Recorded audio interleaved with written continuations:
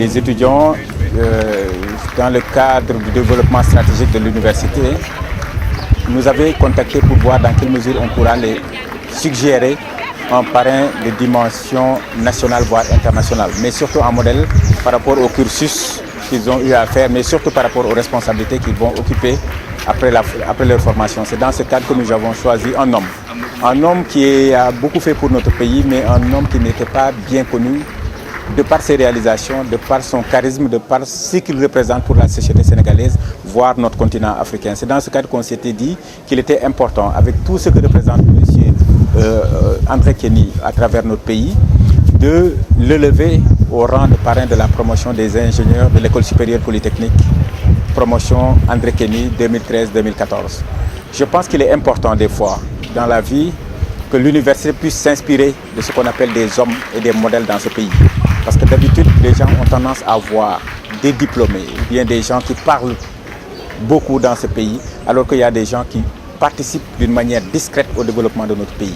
C'est pourquoi, en tout cas, nous avons choisi cet homme qui a participé au développement d'une banque, la banque étatique, la BHS, qui fait partie de ses partenaires, qui a permis à plusieurs Sénégalais d'avoir véritablement des maisons, des logements surtout sociaux. Aujourd'hui, on parle de plus en plus de maisons sociaux, mais M. Kenny l'a compris depuis longtemps. Étant le premier géomètre du Sénégal, il avait déjà développé la notion de logements sociaux. Et il l'a fait à Dakar, à Rufisque, à Ziguinchor et partout dans le Sénégal. Mais aussi, je pense qu'en choisissant un parrain, c'est voir le cursus de la personne et ses réalisations, mais surtout ce qu'il représente. Monsieur Kenny est un modèle au niveau de sa famille. Monsieur Kenny est un modèle au niveau de ses amis. Monsieur Kenny est un modèle par rapport à nous qui faisons partie de sa belle famille. Donc ça veut dire qu'aujourd'hui, cette cérémonie revêt d'une dimension extraordinaire pour notre université Cheikh Anta Diop. L'université Cheikh Anta Diop est l'une des meilleures de l'Afrique aujourd'hui. Si aujourd'hui on arrive à trouver monsieur André Kenny comme parrain et qu'il a accepté de parrainer cet événement, ça veut dire que ça va contribuer au rayonnement national et international de notre université et surtout de l'école supérieure polytechnique. L'école supérieure polytechnique forme beaucoup de technocrates. Et comme vous le savez, nous savons que beaucoup de nos Sénégalais qui ont le bac, à 70%, obtiennent des bacs littéraires. Et qu'il est important d'avoir de plus en plus des technocrates, des étudiants qui sont aptes à travailler dans le bâtiment, dans l'électricité, etc., etc.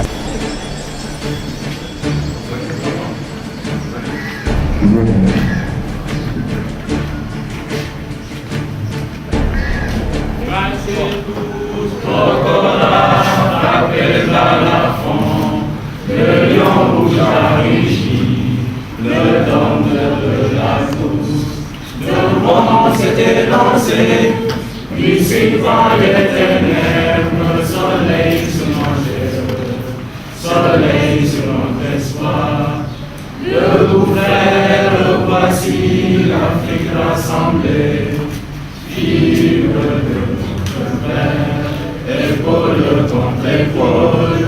Les plus frères au Sénégal et debout, unissons la mer et les sources, unissons la steppe et la forêt. Salut Afrique mère.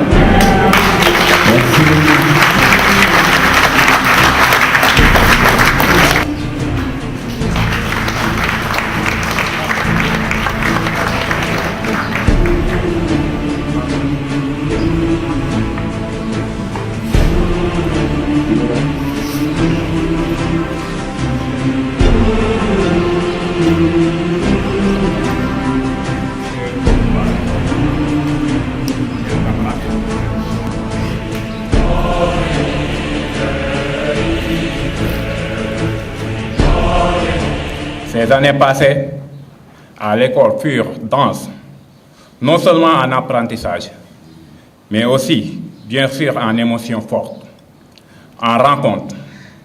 Et dans cette ambiance de tension et de compétition de travail et d'effort, au lieu de jouer la carte de chacun pour soi, nous sommes restés solidaires afin de surmonter les diverses péripéties dans la quête de notre diplôme. Aujourd'hui, c'est avec grande fierté mais avant tout avec lucidité et responsabilité, que nous brandissons le titre d'ingénieur et que nous nous représentons non seulement notre promotion, mais aussi notre école, notre nation, notre Afrique. Parce que vous n'êtes pas sans savoir que notre promotion il y a les différentes nationalités. Ce qui me permet, au nom de toute la promotion, de demander aux institutions étatiques en charge du BTP, aux entreprises privées qui évoluent aussi dans ce secteur, de nous faciliter l'insertion dans le milieu professionnel pour mieux éclore toutes nos compétences. Nous vous demandons donc de faire plus d'efforts dans le recrutement d'ingénieurs. Nous en remercions l'ensemble du corps professoral, les hommes et des femmes, débordant de patience et d'écoute, dont l'ambition a été de servir et de nous nourrir la nôtre. Sans oublier nos familles et nos amis, nos conjoints parfois, qui nous ont soutenus tout au long de ces années d'intense travail. Monsieur Eloi Sarr, qui nous a amenés ici aujourd'hui, le parrain, monsieur André Kenny, que j'ai découvert juste il y a moins d'une semaine. Mais j'ai trouvé en l'homme un modèle pour les jeunes générations que vous êtes, et qui cherchent des modèles ailleurs, alors qu'on a des modèles chez nous. Et je pense que pendant tout ce temps, en ayant travaillé avec M. Sarr, avec M. Diouf, vous avez découvert en ces hommes, avec le parrain, qui n'a ménagé aucun effort, ni son temps, ni son énergie, ni sa poche, n'oubliez pas ça, pour que cette cérémonie ait lieu. Je crois que vous lui devez une reconnaissance. Je vous exhorte, les jeunes que vous êtes, à ne pas oublier ce facteur très important.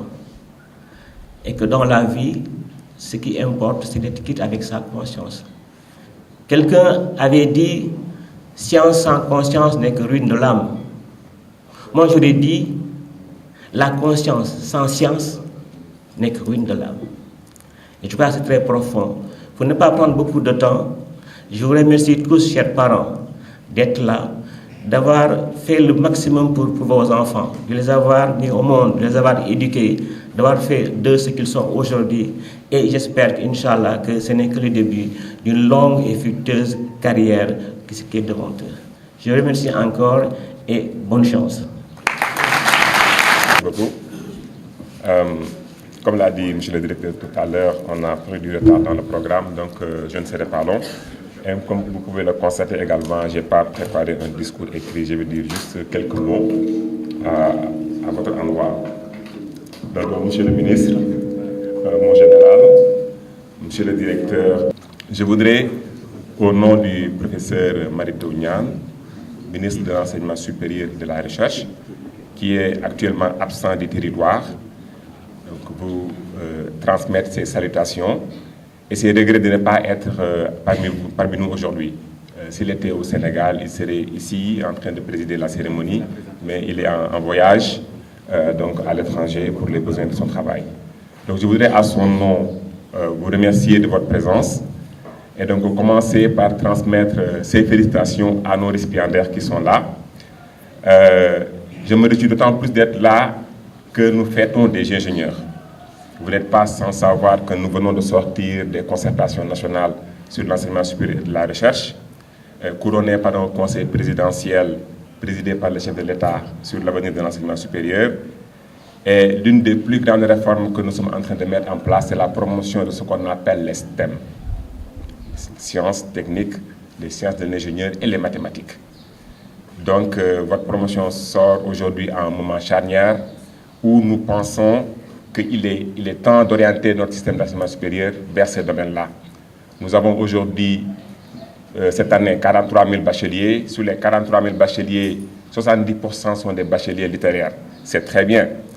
Mais nous pensons qu'il faut promouvoir davantage les disciplines scientifiques pour pousser les jeunes à s'orienter vers ces domaines-là, pour qu'on ait plus d'ingénieurs donc dans votre domaine et dans d'autres domaines également, parce que pour le développement de notre pays, l'enseignement supérieur doit être un levier fondamental et la formation aux sciences, à la technique, aux sciences de l'ingénieur et aux mathématiques doit jouer un rôle prépondérant pour qu'on puisse parler demain d'un Sénégal émergent. Donc c'est la raison pour laquelle nous nous réjouissons d'être là. Nous vous transmettons nos vives félicitations et nous vous souhaitons une carrière qui sera couronnée de succès. J'espère que l'appel de votre responsable tout à l'heure sera entendu, aussi bien par les autorités étatiques de vos différents pays que par le secteur privé de vos pays-là, et que très vite, nous allons profiter de votre compétence. Vous avez vu que dernièrement, dans notre capitale, des bâtiments qui tombent, etc., pour des problèmes de construction, parce que tout simplement, on n'utilise pas la compétence des gens comme vous. Donc nous comptons sur les autorités et sur les entrepreneurs pour vous utiliser afin que notre système de bâtiments, enfin de BTP, se comporte de mieux en mieux et que toutes les constructions puissent se faire dans la plus grande sécurité. Donc encore une fois, pour terminer, toutes nos félicitations et nous vous souhaitons bon vent. Merci.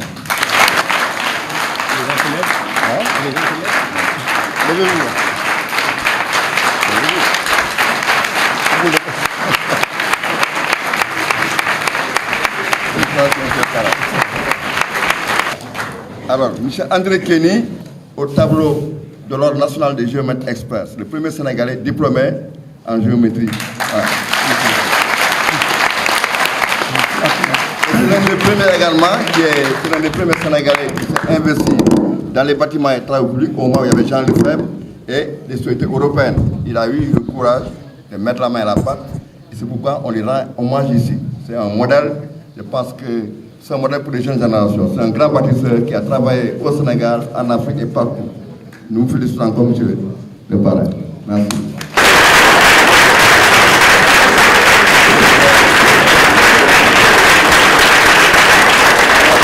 Monsieur le directeur de l'école supérieure polytechnique, monsieur le chef du département du génie civil, mesdames, messieurs les enseignants, formateurs et personnels administratifs, techniques et de service, étudiantes, étudiants, d'ingénieurs technologues en génie civil, promotion 2012-2013. Je suis de formation géomètre expert, ingénieur en génie civil par expérience à cause d'une longue pratique. J'ai en effet débuté ma carrière de géomètre depuis 1963, à l'aube de l'indépendance du Sénégal, dans un contexte où notre pays ne disposait pas d'assez de ressources humaines de niveau élevé dans le domaine de l'expertise et de la construction de routes, de ponts, d'ouvrages d'art et de travaux publics. Je suis heureux de constater que des centaines d'ingénieurs sont formés dans cette école. Je rends hommage aux autorités politiques, universitaires et tout le corps pédagogique qui ont pu arriver grâce à leur sagacité, à leurs compétences, leur obstination et leur vision à obtenir ces excellents résultats. La formation de cadres dans ce domaine complexe est difficile, est un atout pour arriver à transformer notre chère Afrique et notre cher Sénégal en des pays émergents où il fera bon vivre. Chers étudiants, m'adressant à vous, je voudrais vous suggérer quelques conseils d'un ancien à ses enfants et collègues. L'homme qui s'adresse à vous ici ne le fait point comme un censeur, mais plutôt comme un père, un collègue, un ancien, ou plutôt, comme on dit maintenant, un senior. Le premier conseil que je donnerai à vous tous, qui pour certains vont affronter pour la première fois les dures réalités du marché du travail, c'est la rigueur dans le travail et sans faire de moralisme dans le comportement. Car sans la rigueur, le travail sera mal fait, pour ne pas dire bâclé. Ce qui peut coûter cher dans notre secteur si complexe et si difficile, les erreurs sur le chantier se payent cash et peuvent coûter des milliards. Donc, Le premier principe d'un ingénieur en génie civil, constructeur et bâtisseur, c'est la rigueur. Dieu merci, cette rigueur que je vous recommande, je l'ai apprise d'abord dans ma famille et ensuite dans cette autre grande famille qui est l'armée. Car je continue à penser que la rigueur militaire, pour ne pas dire la discipline, apprise à la grande muette, forme et transforme profondément l'homme. Et cela m'a beaucoup aidé dans ma carrière, pour ne pas dire dans ma vie.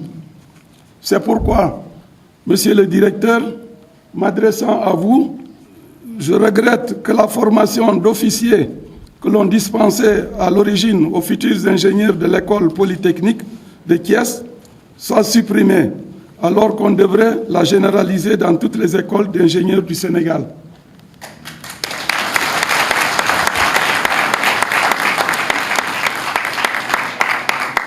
Maintenant, je peux poser la question suivante. Qu'est-ce qu'un bon ingénieur? Je ne veux point déflorer la conférence que va tenir tout à l'heure l'ingénieur en génie civil Ali Diouf, qui est ici présent, et qui est déjà installé brillamment dans la profession sur le thème « Quel type d'ingénieur ?» Mais cependant, je me permettrai quelques conseils sur la pratique du métier à des néophytes comme vous. Un bon ingénieur doit être rigoureux dans son comportement. Il doit refuser les pratiques corruptrices comme la surfacturation dans les marchés, le gain et le goût de l'argent facile, des chantiers bâclés, et mettra toujours en avant le professionnalisme, faire preuve de capacité managériale et de leadership, être juste et loyal avec son équipe, du plus petit ouvrier, de la secrétaire la plus modeste jusqu'au cadre du staff. Un ingénieur qui veut réussir dans sa carrière doit faire preuve d'une très grande patience. Cela veut dire qu'il ne doit pas être du tout pressé. Bien au contraire, il doit être posé et réfléchi et ne pas mettre toujours en avant les seules considérations financières qui, si elles sont certes nécessaires, ne sont pas les plus importantes dans une carrière, surtout au tout début. Ne soyez jamais pressé d'obtenir de très fortes rémunérations dès le début de votre carrière. Par exemple, je prends mon cas. Mon premier salaire était en 1962 de seulement 35 000 francs CFA. 35 000 francs, certes, non dévalués, mais quand même très modestes. Un autre conseil, c'est de toujours bien faire son travail avec conscience et professionnalisme, car nous disposons aujourd'hui de moyens technologiques sophistiqués de contrôle. J'ajoute que l'ingénieur en génie civil doit régulièrement renouveler ses connaissances techniques afin d'arriver à maîtriser les situations complexes et les réalités du terrain d'évolution. Enfin, puisque je vois que votre promotion est multinationale, je vous suggérerai de vous inscrire dans les nouvelles dynamiques d'intégration africaine avec l'UMOA, la CEDEAO et même l'Union africaine. Ainsi, je recommande une plus grande mobilité dans l'espace africain. Il y a de nombreux chantiers qui vous attendent avec la construction de routes transcontinentales d'un bout à l'autre des régions et pays d'Afrique. Pour ne pas trop prendre de votre temps, voici quelques éléments conclusifs de réflexion. Encore une fois, la rigueur, toujours la rigueur, la persévérance, la compétence, l'esprit d'éthique et d'équipe, sans oublier l'organisation et la méthode et la discipline qui devront être vos credos. Si vous voulez vraiment apporter votre pierre à cette œuvre commune de construction qu'est le développement et l'émergence de notre chère Afrique, qui, faut-il le rappeler, est aujourd'hui le continent qui connaît la plus forte croissance du produit intérieur brut autour de 6%, avec une population ayant dépassé le milliard d'habitants, n'oubliez jamais ce principe. On est donc passé de l'afro-pessimisme des années 80, où certains prétendaient que l'Afrique refusait le développement, à un nouveau afro-optimisme, pour ne pas dire une renaissance africaine.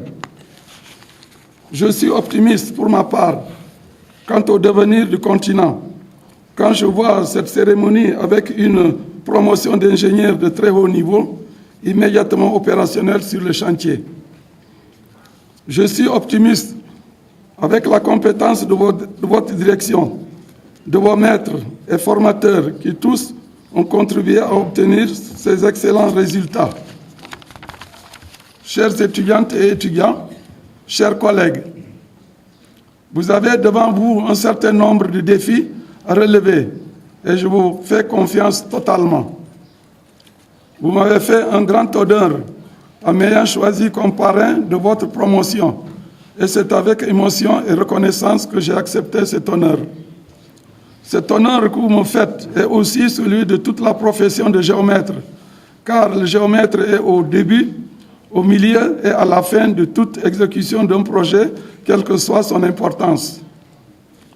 Il me plaît également, ici, de remercier toutes les personnes qui ont fait le choix sur ma modeste personne, les autorités universitaires, le directeur de l'école supérieure polytechnique, le chef du département du génie civil et technologie, les étudiants, et j'allais oublier mon fils Ibrahim El-Wassar, dont je sais l'affection qu'il a pour moi, et qui, dans sa gentillesse, a suggéré mon nom aux autorités de l'école et à la promotion pour que je sois leur parrain. Je mesure à juste titre l'honneur qui m'est fait ici, ce qui a été une véritable surprise pour moi, car toute ma vie, j'ai parcouru par monts et vaux les chantiers. Si je ne suis pas avec ma famille, mes parents et mes nombreux amis, j'ignorais que notre œuvre était observée et appréciée, ce qui me vaut cet aimable honneur, qui à mes yeux est un hommage véritable.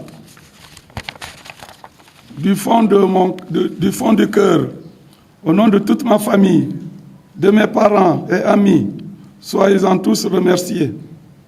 À vous tous, chers étudiantes et étudiants, je souhaite bonne chance et vous signale que ma porte vous est ouverte. Je vous remercie de votre attention.